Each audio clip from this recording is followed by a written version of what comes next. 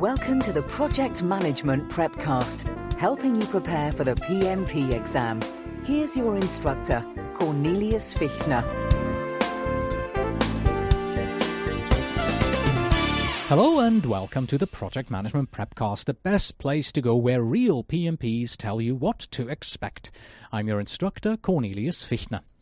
In this lesson, we have another interview for you in which a successful PMP exam taker opens up and talks about what it was like for him.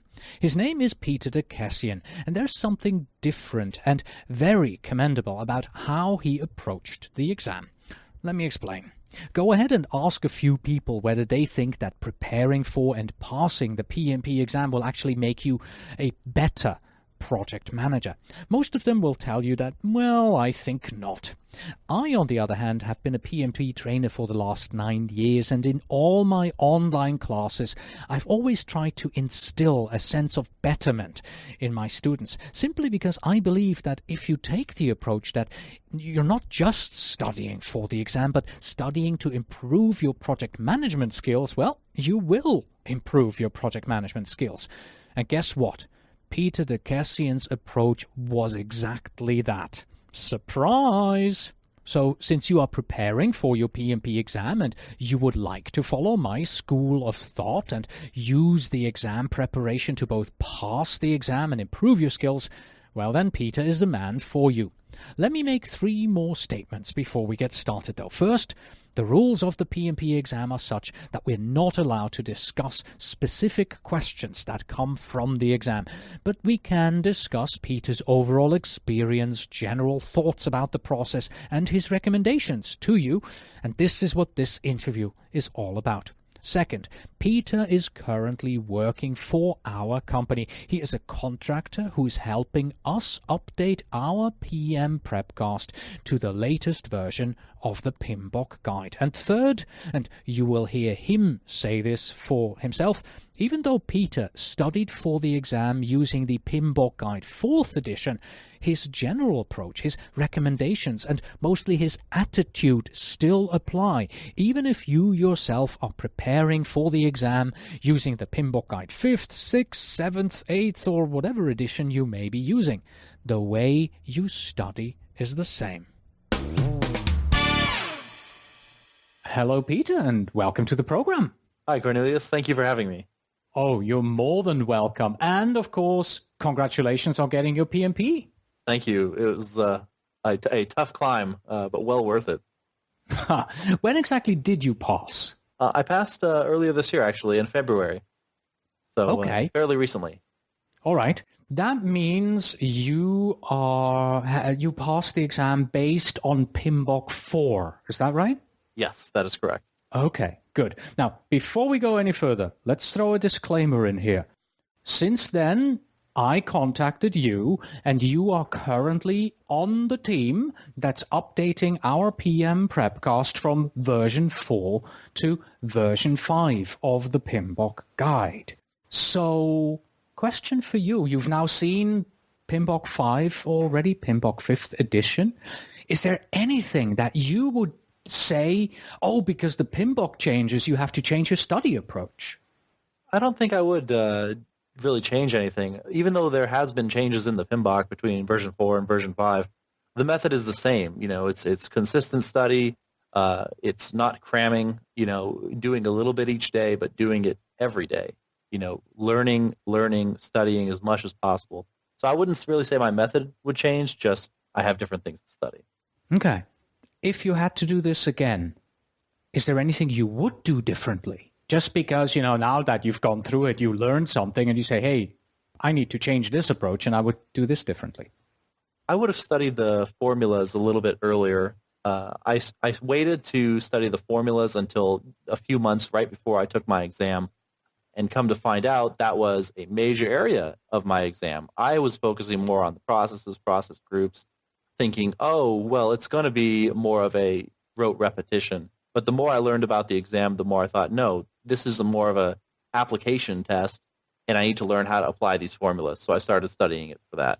So if I do it differently, I would study the formulas a lot sooner.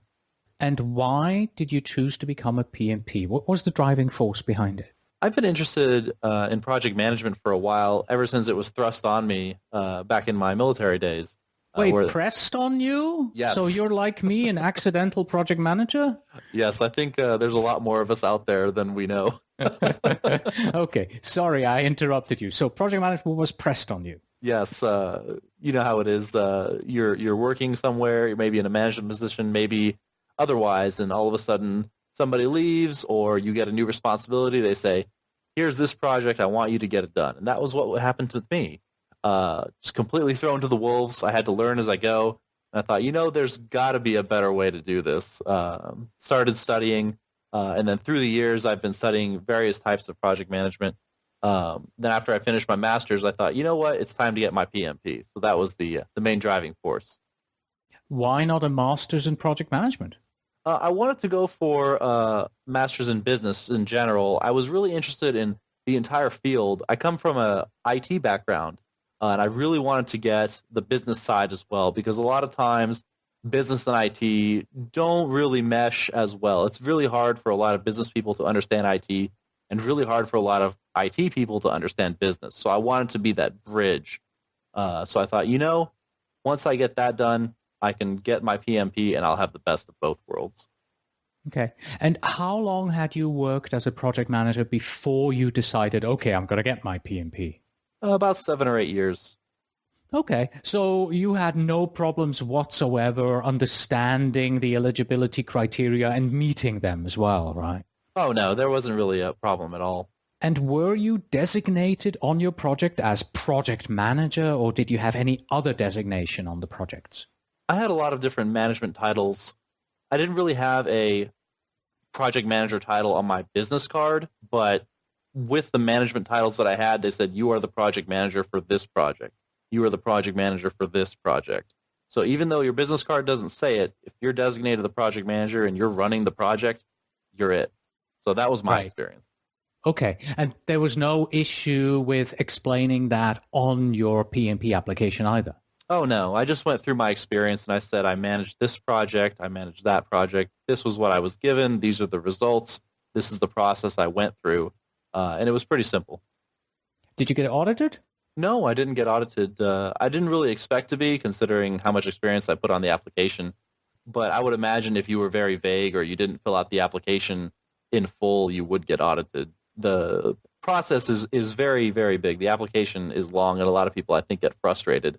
And so they decide to leave like one-sentence answers or something like that. But it's important to be thorough. So no, I wasn't audited, probably because of the amount of detail that I put in the application. Okay, let me just jump in here and give a small correction. If you are vague and only give little information on the application will be rejected by PMI during the completeness control. So PMI, there is actually somebody there who reads the application first and verifies that what you have on the application is sufficient. Then they tell you, yeah, it's complete, you can apply. And from that moment on, the audit process is 100% random chance. You have a 50% chance of being audited or not being audited. It does not matter at all what your roles were, where you worked, how much or how little you worked. The audit is purely by chance. But they will get back to you saying, this is not sufficient. We need more on your application. All right. Good to know. Good to know. Yeah. Moving on. How did you prepare for the exam? Well, I first started off reading a little bit about which certifications were available. I looked a little bit at the Scrum Master certification. I looked a little bit at the ITIL. But I really, really loved what PMI had with PMP. First of all, it's the most recognizable project management certification out there. And so that got me really interested. Second of all, I knew that it was a very intense exam, so I wanted the challenge of that as well. So I went through that. Once I selected that I wanted to study for the PMP, I started reading articles on it. I got a couple books, read forums. I mean, I really took in as much information as I could. I also, as you know, Cornelius, I studied with the PM Prepcast that you come out with, and that was a big help for me as well. I would listen to that every morning, and I would listen to it every evening in between, reading my books and articles. So I took in a lot. So how much time in total did it take you from start to finish? I would say about 7 or 8 months. 7 or 8 months. And you were on sabbatical during all of that time, or did you also work on the side? Because it sounds like if you 7 to 8 months and you study every day, that's an enormous amount of study time.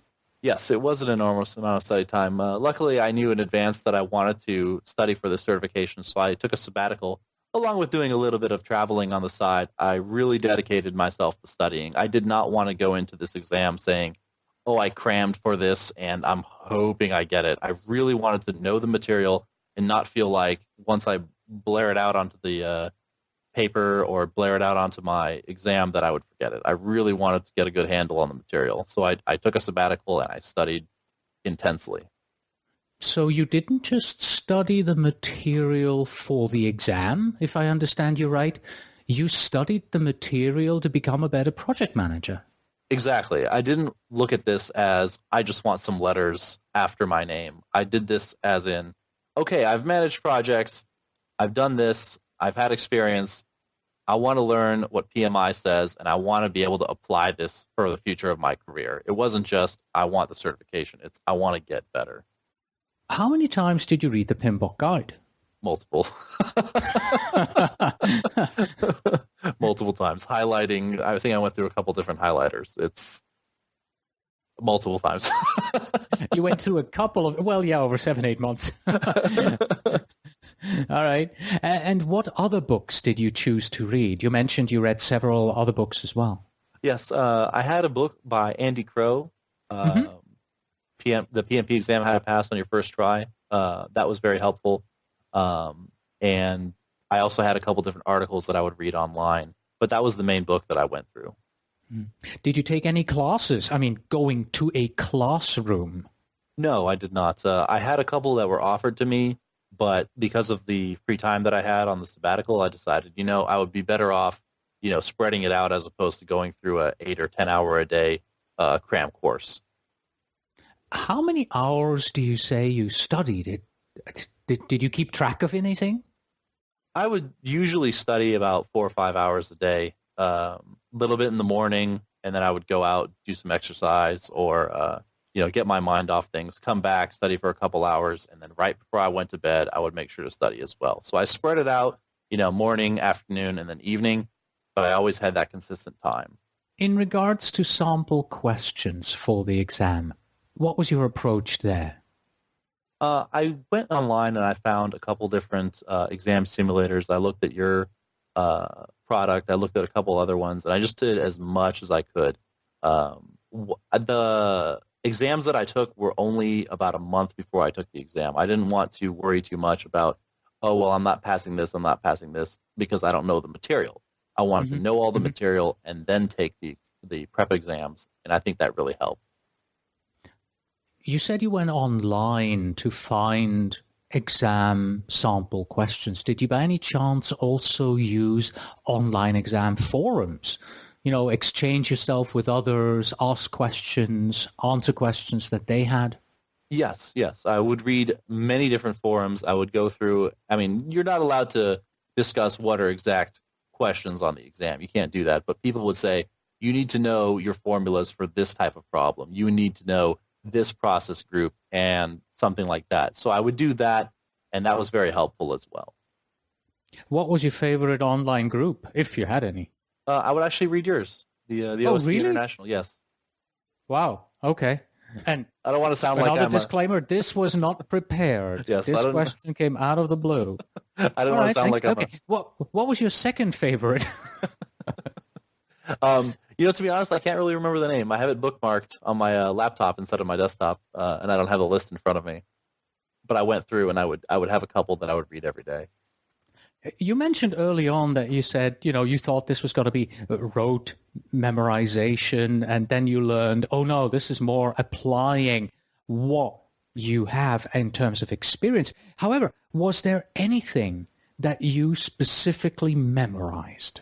The formulas. I specifically memorized the formulas. Okay. Where did you take your PMP exam?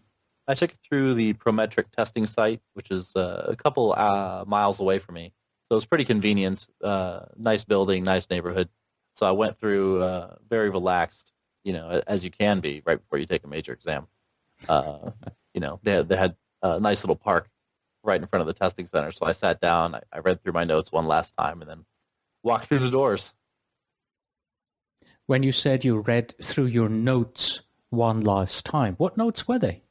Well, when I went through any PMP books that I had, or when I was listening to the Prepcast, I would keep a notebook with what I would consider to be the key ideas of each lesson or each knowledge area or each process even, along with the formulas. And so if I didn't have time to go through the entire book again or to listen to the entire Prepcast again, I would go through my note pages and I would say, oh, yes, I remember this topic. I remember this. This is a good tip. So I would just go through it that way. It was very helpful. Okay, so you're sitting out there, you're relaxing sort of in the park in front of the testing center. Did you know where the testing center was before the day of your exam, or did you just drive there on the day that the exam happened? I drove there a week before just to make sure that I knew the route, to make sure I wouldn't get lost and become late to my test, along with getting a printout of directions. So I wanted to make sure there was no hiccups on the day of the exam. What type of identification did you have with you when you went there? I had my driver's license. I had my passport. A couple people I heard bring their credit cards, but I didn't want to risk that. Was there anything in the exam center that you were surprised about? I was surprised at the lockers. I was wondering what they were for, and then turns out you can't have anything in your pockets, not even a stick of gum. So you get your everything. You empty out your pockets. You empty out everything. They make sure you don't have anything in your shirt pocket. So that was the biggest surprise. Okay. What about videotaping in the exam center? No cameras, no videotaping, nothing. No. I mean, the other way around. Were you being videotaped? Oh, yes. They had cameras everywhere just to ensure that the testing area was sterile, which I think is good because that helps keep up the standards. Okay. Did you use up all the 4 hours that it takes for the exam? Thankfully, I did not. It took me about three hours. But again, I studied a significant amount of time, so I was hoping that I wouldn't be, pushing the envelope in terms of 1 minute left. I better answer these last questions. Yeah, for me it was 3 minutes, 3 hours and 58 minutes. Yeah, that was pushing it a bit there. When you said it took you 3 hours, was that 3 hours to go through it all and then submit, or was that 3 hours and then do a review and just take your time at the end and make sure everything looks right to you? 3 hours to finish the exam, and then I went through and I did a review. Once I saw how much time I had left, I went through and I double-checked all the marked questions that I had, made sure I wasn't, make sure I was sure about the answer I wanted to pick, make sure I didn't make any mistakes.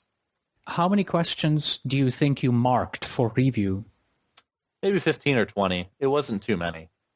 Okay. And you went with the idea, I only mark it if I have a serious concern. I would mark the questions if I had a serious concern, but also if it was taking me a little too much time. Like maybe it was a long story question or something like that, and I just too much to read after doing too many calculations. So I would mark it and I would come back, stand up and stretch or something like that, and then go back and do the review. And I think that helped a lot. Okay. Now there's one thing that seems to be changing about every 6 months, and that is once you're done with the exam and you click the end exam button, a scary thing to do, I know, but is the survey after the exam mandatory? Or rather, was it mandatory for you or was it optional for you? The survey was optional. Okay. But certainly you push, great exam, and then the survey comes up all of a sudden and you're wondering, what's my score? But I went ahead and I filled it out. I used that as an opportunity to decompress and breathe. And then I hit grade exam after that, or get results, I should say. Okay. Now, you've studied for 7 to 8 months straight through. What were your proficiency levels? Were they through the roof? I had proficiency on initiating, and I was moderately proficient on the other ones. I think it was because I waited to do the formulas until the last second that I didn't have the command over them that I desired. All right. So you're sitting there, you're seeing your score, you're getting up, you're going out. What happens during checkout? Besides taking a deep breath, I got congratulated by the gentleman who was running the testing center. He gave me the printout from PMI that said, hey, this candidate has passed. Here are your results. Congratulations. And then they sign and date that. And then you're on your way home to a well-earned dinner. What was the first thing you did after you stepped outside? Who did you call? I called my mother. She's been very supportive of me throughout this entire process. And I also called a couple different family members, my brother as well. They were all really rooting for me to pass. They knew how much of a achievement it is, and so I was really excited to share the news with them. All right. So now that you've just confessed to me that you're a bit, weak when it comes to the formulas, should I make sure that when it comes to reviewing and updating the old Prepcast to the new Prepcast, that we don't give anything to you that doesn't have formulas in it? I would say a focus on the formulas would be good. I didn't think that it would be that great a part of the exam. I thought it would be, just a couple questions here and there. Okay. But PMI has a very, very interesting way of tying in the formulas, even for story questions. They'll throw you a couple numbers and they'll say, this is what's going on. What do you do? So I really wish that I studied my formulas a lot more. So that would be great. Okay. So what's next in your career? Currently, you're helping us out with the upgrade. What comes afterwards? After that, I'm looking at a couple Scrum certifications, and I'm also interested in PMI's ACP certification as well. Ah, excellent. You can have free access to our Agile Prepcast as part of our team, obviously. Yes. I'm looking forward to that, yes. We'll set that up once the interview is done. Okay. What about PMI dinner meetings? Are you networking with your colleagues? I've done a little bit of networking online, and I have just recently got an invitation to the PMI dinner meetings because I made sure to join the chapter near me, and I'm starting to get the dinner invitation. So I'm looking forward to go to my first one soon. So I'm really excited about that, actually. Okay. It's been a few months since you've passed the exam. Have you already earned your first PDUs? Yes, I have. How did you earn them? I went to a Scrum certification course. Okay, that gives you about 16 or so, huh? Yes, and I also did one of the webinars on PMI's website. They have a couple different webinars available. Okay, and what is the next thing you're going to do in order to earn your next PDUs? I'm looking to get another Agile certification, actually. So I'll take another class on that after I study a little bit more at home, and then I'll look for a couple different webinars as well. Excellent. It seems to me that you're going to be running out of letters soon behind your name. That's the goal. But I've always believed that, the more knowledge you can attain and the harder you can work, the better your results will be in your career. You're not going to be handed anything in this economy. So I firmly believe that hard work gets rewarded. So that's been my goal. All right. So we've already learned from you. Make sure that you include your formulas as you study. Don't push them to the end. Just, study them along with everything else and make them part of your studies. Do you have any other final tips about the exam for our listeners? Yes. Consistency in studying would be the number one tip I could give. It was very, very beneficial to me to have a consistent, steady stream of studying versus just cramming it at the end, because I would go through the exam and I would get a question that I didn't know offhand, and then I would remember what I had studied a couple months back, and it would just come back to me. So if I had crammed, there would have been a very, very high chance that I would have forgotten the nuances and the specifics of certain processes or knowledge groups, and I would not have got that answer right. So I think consistency, even just, an hour in the morning, an hour in the evening, as long as you're consistent, I think that is the best advice I can give anybody looking to pass their PMP exam. All right, Peter, thank you very much for having been on the program. And please do come back when you pass your PMI ACP. Thank you, Cornelius. I look forward to that as well. And that was our interview with Peter Kessian and how he became a PMP. Before we leave, I wanted to briefly revisit the WBS and in particular the technique of decomposition with you, because Decomposition and work breakdown, probably not the first words you want to hear with respect to the project you're managing. However, decomposition is perhaps one of the most important techniques to understand when it comes to the scope management section of the PMP exam. Decomposition involves breaking down the overall project workload into smaller, more manageable tasks. These tasks can subsequently be broken down into smaller tasks until each piece of work can be prioritized, assigned to resources, and tracked in the form of a work breakdown structure, the WBS. The idea is to move from large, general deliverables to specific work packages and later on tasks that make up each deliverable. In essence, you're carving up the individual puzzle pieces that make up the puzzle as a whole. PMI places great importance on decomposition. You'll need to know the technique and understand how it is applied to projects. So what better way to learn about decomposition than by jumping feet first into the fire? Why not give it a try on your current project? Apply what you're studying in real life. And here's how to get started.